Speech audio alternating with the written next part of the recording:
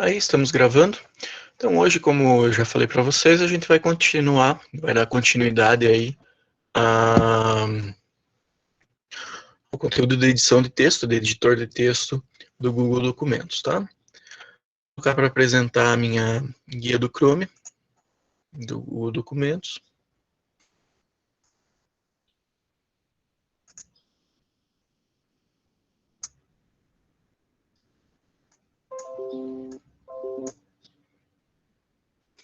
Aí vocês podem ver que ela está como a gente deixou na última vez.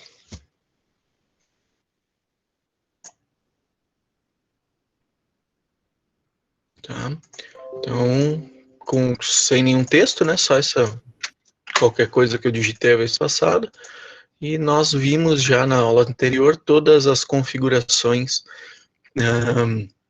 aqui do menu arquivo, tá? Que são configurações sobre o documento, sobre tamanho de folha, sobre compartilhamento, são várias as opções que a gente tem aqui, que são muito importantes quando você acaba precisando desse tipo de coisa. Eu parei na configurações de página, tá? Como eu falei, a gente vai trabalhar isso no formato ABNT, então, para o formato ABNT, nós temos uma margem 3, 3, 2, 2, tá? Isso nos dá uma margem um pouquinho maior no canto esquerdo e no canto superior da página, tá?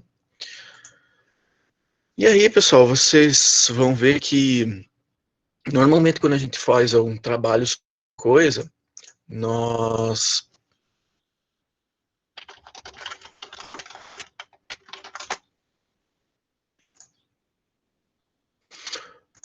vamos ter aí um conjunto de pedaços de texto. Entre esses pedaços de texto, nós vamos ter alguns títulos e subtítulos aí. Eu vou pegar para não precisar digitar um texto comprido aí para vocês. Eu vou pegar um pedaço de texto da internet aí, só para que a gente tenha um material para trabalhar.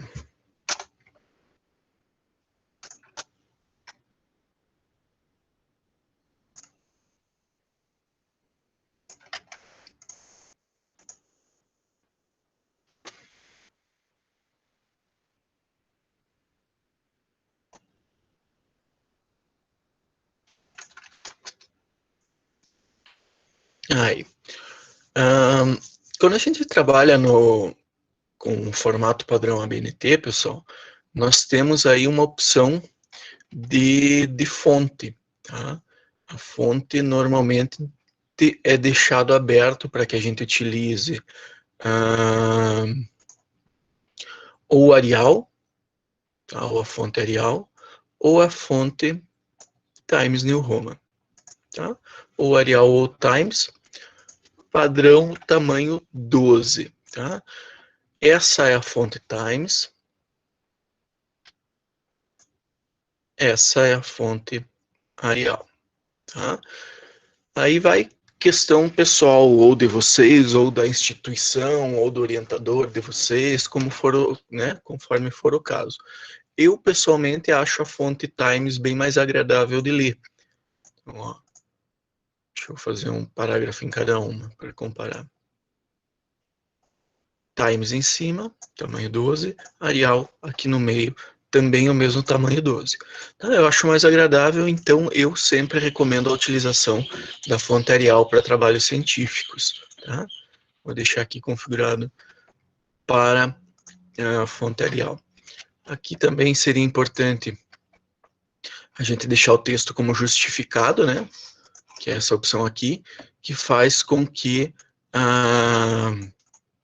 o texto fique alinhado aqui do lado direito também. Tá? Então, isso deixa o texto retinho aqui na ponta, o que fica mais agradável também. Vocês vão notar, pessoal, que grande parte do formato padrão ABNT, ele tem a ver a deixar né, com deixar o texto primeiro uniforme, então primeiro seguindo um padrão de configuração, um padrão de formatação, tá? E segundo, tem a ver também com deixar o texto agradável para a leitura, tá? Às vezes a gente pode acabar pensando, puxa, mas é tanta formatação, é tanta coisa que eu preciso fazer, para que isso, né? Porque imagine assim, que para você, quando você está lendo, se tiver meio meia boca aí, se tiver mais, né, algo não tão agradável para a leitura, beleza, é um trabalho só, você vai ler e passou, né, já foi. Mas quando a gente imagina um professor orientador, ou uma banca, né, ou uma instituição que acaba tendo uma grande quantidade de trabalhos para leitura, tá, 10, 15, 20 trabalhos, aí a gente acaba tendo essa necessidade de configurar de uma forma que fique agradável. Imaginem, enquanto eu dava aula na Unigosul, na instituição onde eu trabalhava antes, eu orientava 10, 12 trabalhos por ano de TCC. Então, cada trabalho desse eu precisava ler umas 5, 6 vezes durante o ano. Então, imaginem ler 10, 12 trabalhos, vezes 5, 6 vezes, mais os trabalhos que eu participava da banca, isso é um desgaste, é uma canseira até para os olhos e tudo mais tremendo. Então, ter um formato padrão onde você se acostuma com facilidade e é agradável aos olhos, isso ajuda bastante, tá? Além de ter essa opção da fonte Arial 12 ou Times 12, utiliza-se também, eu sempre confundo o atalho aqui, utiliza-se também espaço 1,5, tá? Então, todo o texto ele vai ser feito com um espaçamento 1,5, tá? E você não precisa pular uma linha entre os parágrafos. Então, somente o espaçamento 1,5 já é de bom tamanho. Aí. Aqui, pessoal, como eu já coloquei o texto meio que inteiro, né? Eu estou fazendo essa formatação selecionando tudo, usando o atalho Ctrl A. Então, eu seleciono tudo e configuro do jeito que precisa ser. Mas, o correto é que a gente faça isso aqui no menu de estilos. Tá? Então, como é que eu faria isso? Então, eu, por exemplo, faço essa configuração em somente um bloquinho, né, um pedaço do meu texto, venho aqui no texto normal, eu coloco usar esta formatação para texto normal. E aí ele vai pegar essa formatação que estava selecionada e vai aplicar no texto normal. E aí, pessoal, cada vez, quer ver? Se eu vir aqui e remover o parágrafo 1,5, por exemplo, e mudar o tamanho da fonte, a partir do momento que eu vim aqui e dizer que esse texto aqui é do tipo texto normal, ele já vai aplicar a formatação que eu selecionei. Então, o uso desse menuzinho aqui é de extrema importância, porque ele faz atalhos para que você não precise configurar as coisas uma por uma. Tá? Então, quando você configura que é texto normal, quando você começar um texto normal aqui embaixo, ele já vai colocar nessa configuração de estilo que você fez aqui. Então, isso é bem bacana e nos ajuda a perder menos tempo aí no decorrer da formatação, principalmente quando a gente está falando em um texto um pouquinho mais longo, tá? Essa barra aqui de estilos, ela existe em todos os editores de texto, né, os mais conhecidos pelo menos têm, e ela é de extrema importância, então aprender a utilizar isso aqui é muito bacana, tá?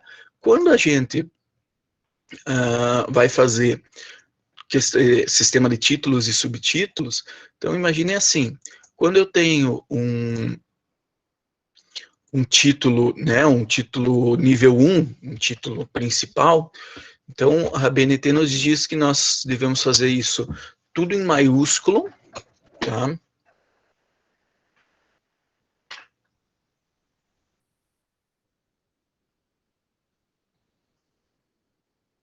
Então, aqui tem a opção de transformar tudo para letras maiúsculas, formatar texto, uso de maiúsculas, minúsculas, letras maiúsculas, tá? E aí ele formatou para mim como tudo maiúsculo. Tudo maiúsculo, a mesma fonte que eu uso para o restante do texto, tamanho 14. E com um marcador desse estilo aqui, tá? 1, carreira em sistemas de informação. Quando eu tenho um subtítulo,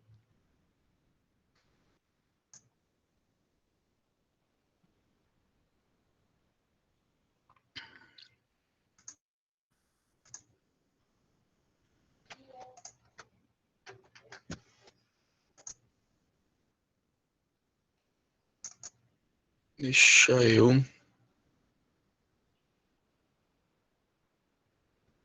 descobrir como é que aumenta o nível aqui.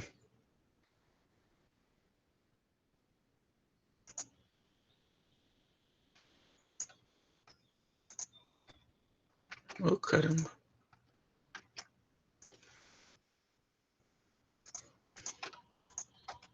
Aí. Então, quando eu uso a opção continuar,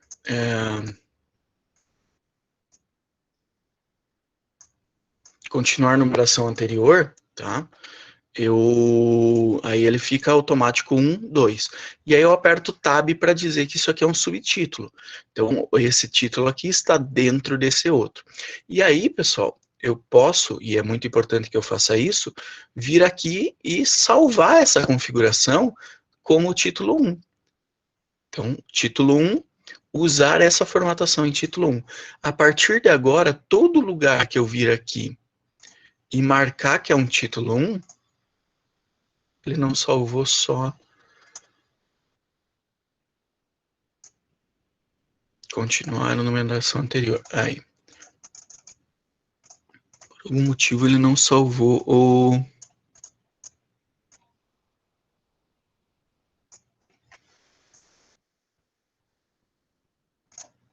Vamos torcer que agora faça.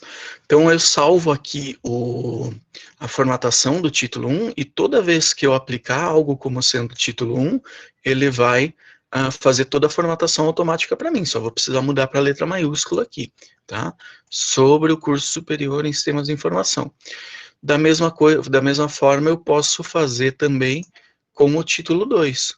Usar essa formatação em título 2, eu venho aqui e marco que isso é um título 2, tá? Só falta também aplicar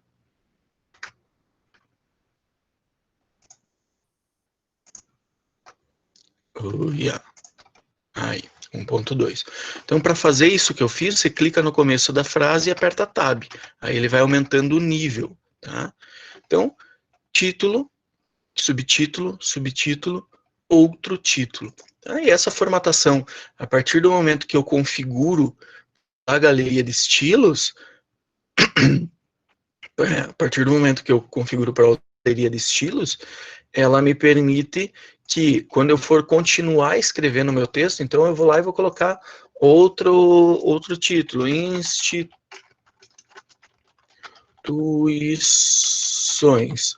Eu venho aqui eu seleciono que isso é título 1 e ele já faz essa formatação para mim, tá? Então, só essa questão da numeração que por algum motivo ele não está pegando automático também. Aí eu tenho que dar uma pesquisada como que ele...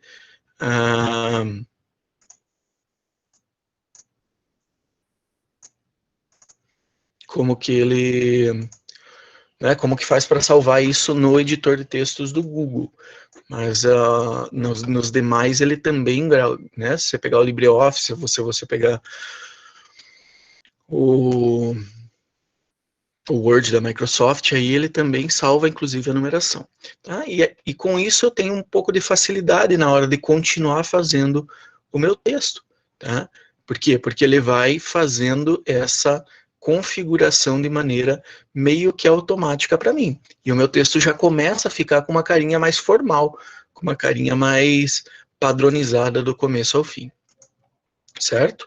E reparem que conforme eu vou marcando que as coisas são título aqui, na aba de estilos, tá? Ela vai aparecendo aqui no explorador de documento. Então, no começo, quando eu tenho um documento, né, um trabalho aí de 1, 2, 3 páginas, esse explorador do documento não é tão importante. Mas, a partir do momento que eu tenho 10, 20, 30, 50, 100 folhas no meu trabalho, ele vai se tornando cada vez mais importante até para mim navegar dentro desse trabalho aí. Então, eu clico num título e ele me leva até o lugar correto. Tá? Então, isso é uma questão importante, é uma questão interessante aí, que nos ajuda a ter uma certa agilidade maior, né, na hora de fazer as coisas. E aí, pessoal, uma coisa que é importante é que vocês já devem ter visto que tem coisas que fazem que devem, né, iniciar numa página à parte. Então, por exemplo, o título 2, que é um título nível 1, né, um título importante, é um titulozão, eu costumo chamar, não é um subtítulo. Todo título de nível 1, ele quebra, né, ele pula para a próxima página. Então, o correto seria eu fazer isso aqui, ó. O correto seria eu jogar ele para a próxima página. Só que olha só, quando eu jogo para a próxima página, assim como eu estou fazendo, eu gero alguns problemas. Imagina que eu continuo digitando, tá? Deixa eu copiar um pedaço de texto aqui. Imagina que eu continuo digitando aqui. Tá? Digitei um pouco mais de texto. Vocês vão ver que ele também jogou a próxima página mais para baixo. E aí, cada vez que eu vou digitando um pedaço de texto para cima, eu tenho que ir arrumando aqui. Essa não é a maneira correta de fazer, por isso que ela gera um pouco de problema, tá? Então, olha só, quando eu tenho algo que deve obrigatoriamente ir para uma página nova, o correto é que eu venha aqui no menu inserir, quebra de página. Então, quando eu insiro uma quebra de página, há a obrigatoriedade, inserir, quebra de página. A obrigatoriedade de pular para a próxima página. Então, aqui, ele pulou para uma página nova, para mim, de maneira automática. E não importa o que eu fizer aqui em cima, tá? Se eu digitar mais 10 linhas de texto,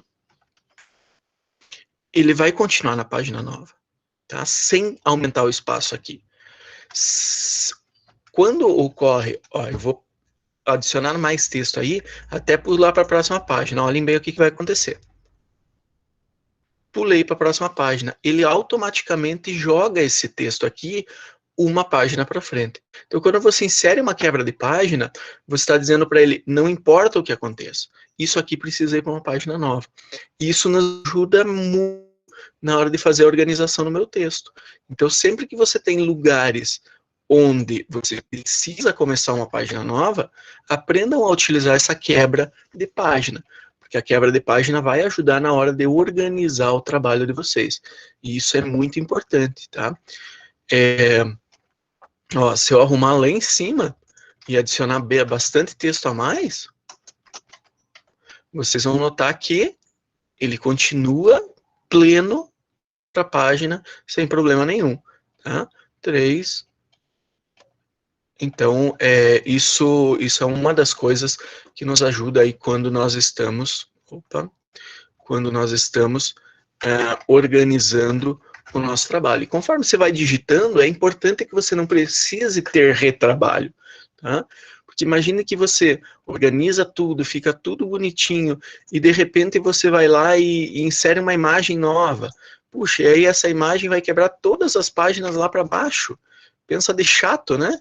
Então, isso é importante que a gente faça usando as ferramentas que o editor nos dá, para que a gente possa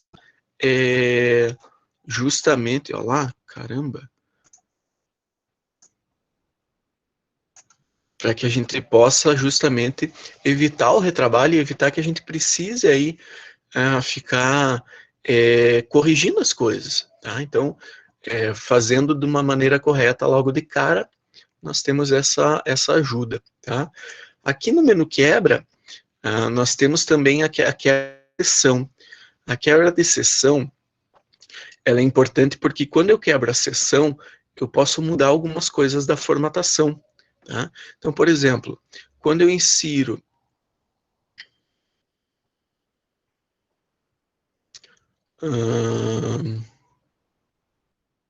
número de página, tá? E o número de página nas normas ABNT é no canto superior direito, nós temos, ó, ele coloca automaticamente o número de página para mim em todas as páginas. Por quê? Porque ele faz isso, né? Ele calcula automático. Se eu vir aqui e tentar fazer isso de manual, né? Vamos excluir o número das páginas aí. Ó, ele exclui em todas. Se eu vir aqui e colocar alguma coisa, ele vai repetir nas próximas. Por quê? Porque ele entende que o cabeçalho é um cabeçalho padrão e único para o documento inteiro, tá? Ou pelo menos para a seção. Então, ó, não, aqui é a página 1, vamos editar aqui. Aqui é a página 2. Então, se eu tentar fazer... Oh, caramba. Se eu tentar fazer isso de maneira manual, ó, mudei para a página 2. Aí eu vou subir aqui, ele mudou também. Então, por isso que a gente tem que usar a ferramenta dele para fazer isso. Tá? Não vou colocar isso de maneira manual. E quando eu insiro, pelo menos em todos os outros editores é assim, tá? Vamos torcer que aqui seja igual também. Não, não faz a diferença. Então tá, quebra de seção aí. É que está vinculado à seção anterior, ó. Então, quando você desvincula, você pode ter coisas diferentes no cabeçalho de uma seção e de outra. Então, se você tem lugares onde precisa ter número de página e lugares onde não precisa ter número de página, por exemplo, aí você faz uma quebra de seção antes e depois e desvincula essas seções. Aí você tem como fazer configurações diferentes, tá? Vou colocar a numeração de página no meu trabalho inteiro. Número de página, tá? Agora nós já temos aí 1, 2, 3 e 4. Se eu quiser, né, ver, eu tenho aqui a opção opções de números de página. Opções de número de página. E aí me dá algumas opções, se eu quero no cabeçalho ou no rodapé, se é para mostrar na primeira página ou não, tá? Por quê? Porque a BNT diz que antes da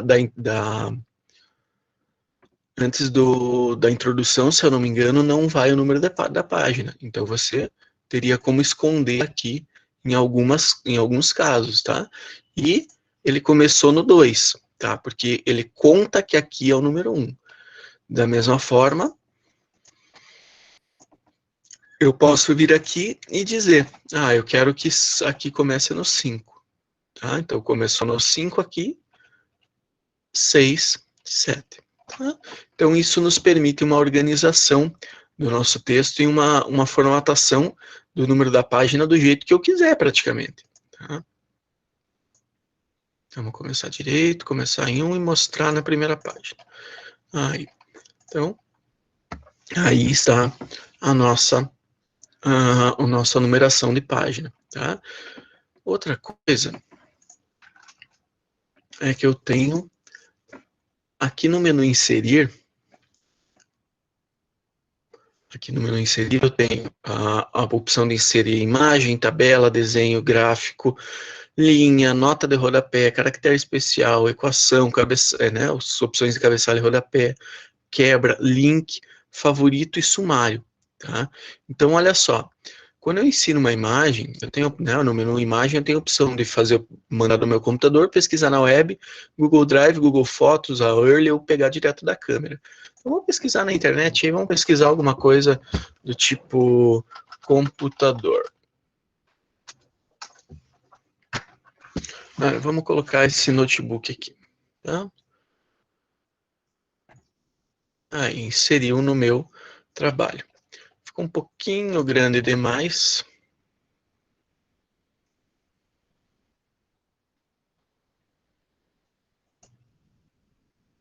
Então, vamos diminuir ele.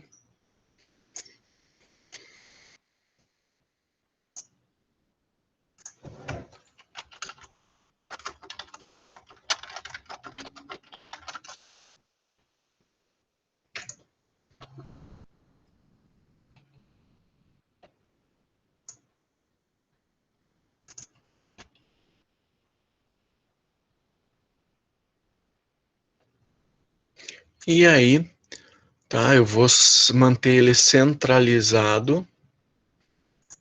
Aí, porque é o que eu preciso fazer. Aqui, pessoal, reparem que tem algo que é importante, que é a questão das legendas, tá? Então, a legenda a gente faz em tamanho 10, na mesma fonte do restante do texto, tamanho 10.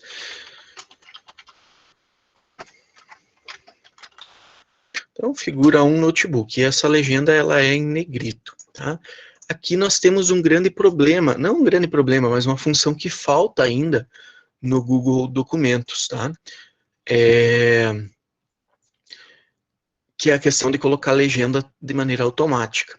Se você usa o Word ou o LibreOffice, você clica com o botão direito na figura e ele tem a opção de inserir legenda, tá? Inserir legenda.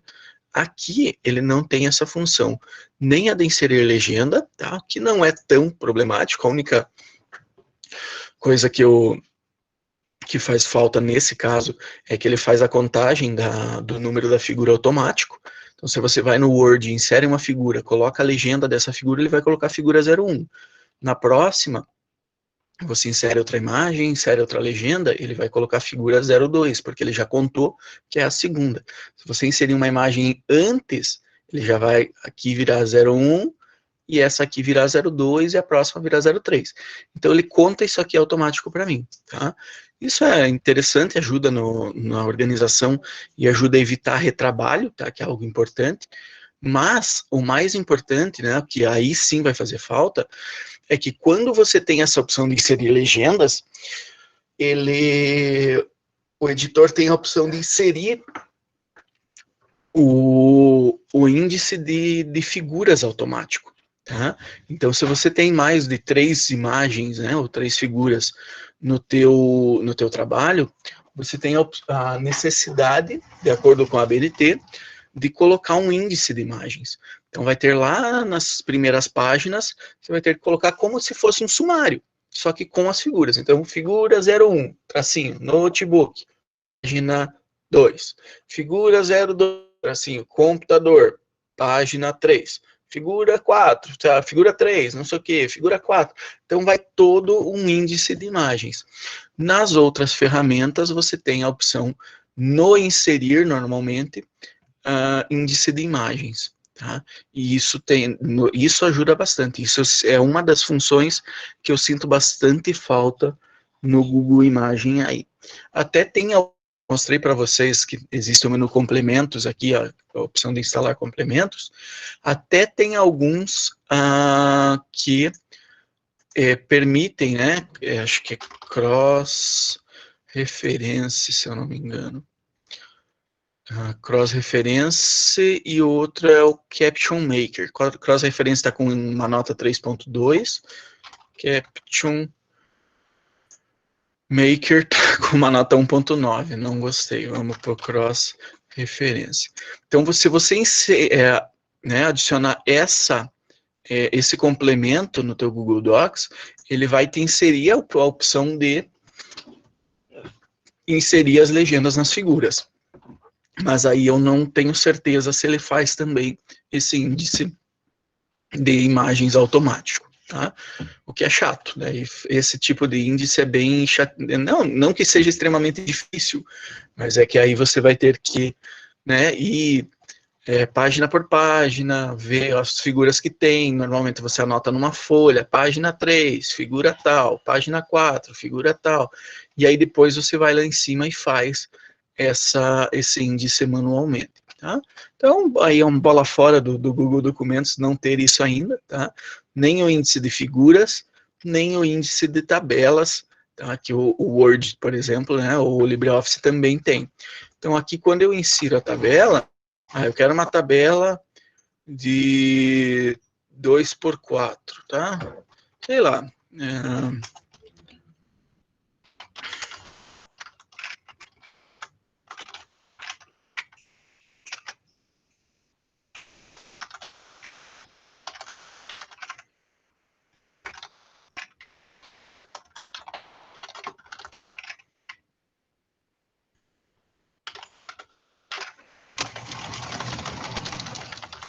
Então, aí eu coloco, tá, uma tabela qualquer, faço a formatação que eu quero na minha tabela. A tabela também, de acordo com a ABNT, também precisa ter uma legenda, tá? Então, vamos inserir uma legenda aqui.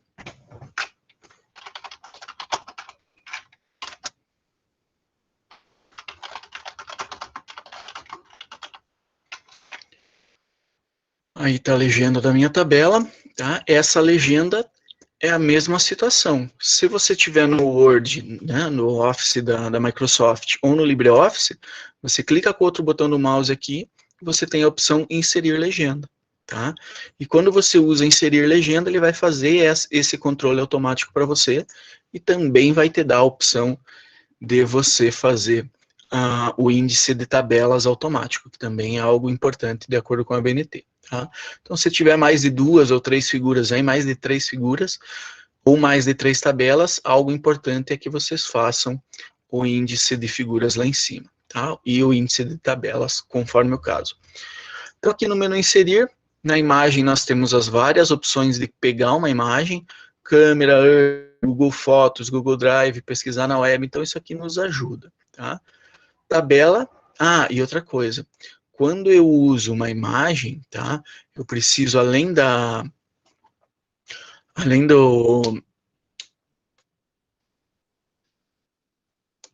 legenda dela, fugiu a palavra, além da legenda dela, eu preciso também a fonte, tá? A fonte é o local da onde eu tirei, e aqui entre a legenda e a fonte, eu uso um espaço simples, tá? A fonte é o local de onde eu tirei. Então, assim, reparem, deixa eu fazer uma busca aqui.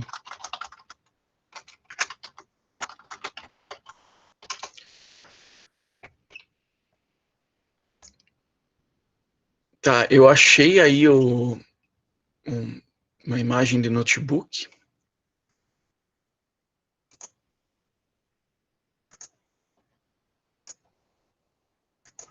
Reparem que é importante, pessoal, a gente vir aqui e não fazer isso, tá?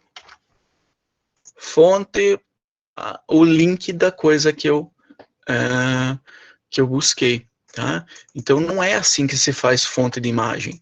A gente nunca coloca o link. A fonte é como se fosse uma citação, tá? Então, eu tenho que colocar, deixa eu ver o autor disso aqui. Não tem, esse artigo que eu achei não tem autor. Então, fonte,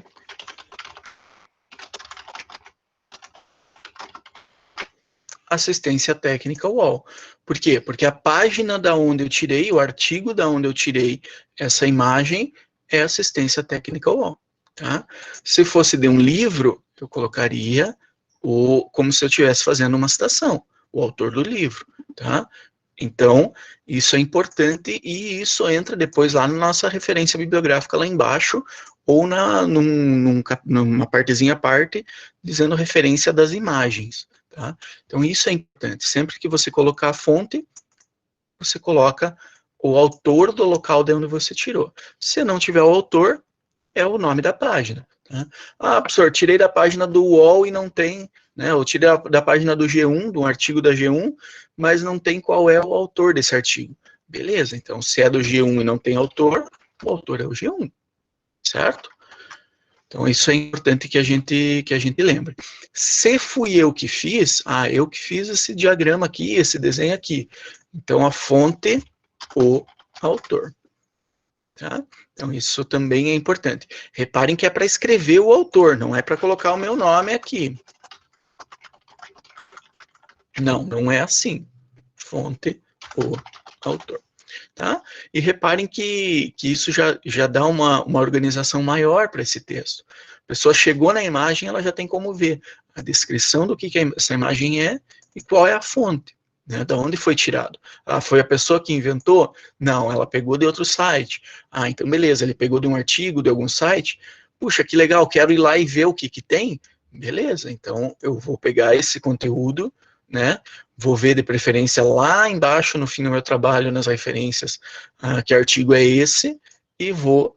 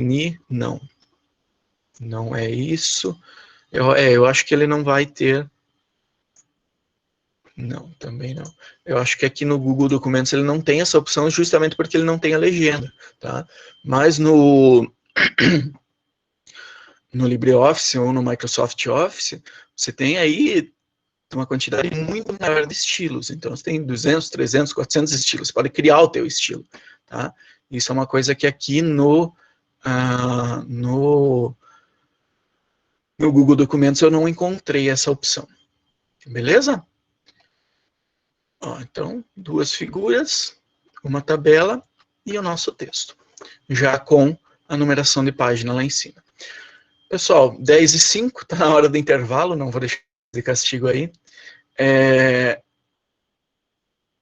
Então, Bernardo, ele não tem essa... A pergunta do Bernardo é, então o Google Docs tem essa possibilidade de você ver qual a fonte ou o nome da imagem, ele não controla isso automaticamente para você, tá? Então ele não sabe que isso aqui é, o nome da imagem e a fonte. Eu simplesmente formatei do jeito correto para ser a legenda, o nome da imagem e a fonte, mas ele não sabe o que é isso. Então, quando eu fizer isso aqui, aí sim, ela vai ficar embaixo da imagem, tá? E aí eu tenho como ver. Mas não que ele vá saber que esse é o nome da imagem e esse é a fonte da imagem. Tá? Tanto ele não sabe que... e ele não usa para nada essa informação. Tá? Por isso que eu tenho que fazer manual. Diferente, tá? Dos títulos. Quando eu marco que é um título, ele sabe que isso aqui é um título. Ele sabe que isso aqui é um subtítulo. Porque eu estou dando as informações para ele através desse menu de estilos. Tá? Então ele vai aprendendo isso. Nesse caso da imagem, ele não faz nada automático para mim. Tá? No Word, né, na Microsoft Office e no LibreOffice, aí sim, ele sabe que essa legenda é a legenda desta imagem, ele vincula o item.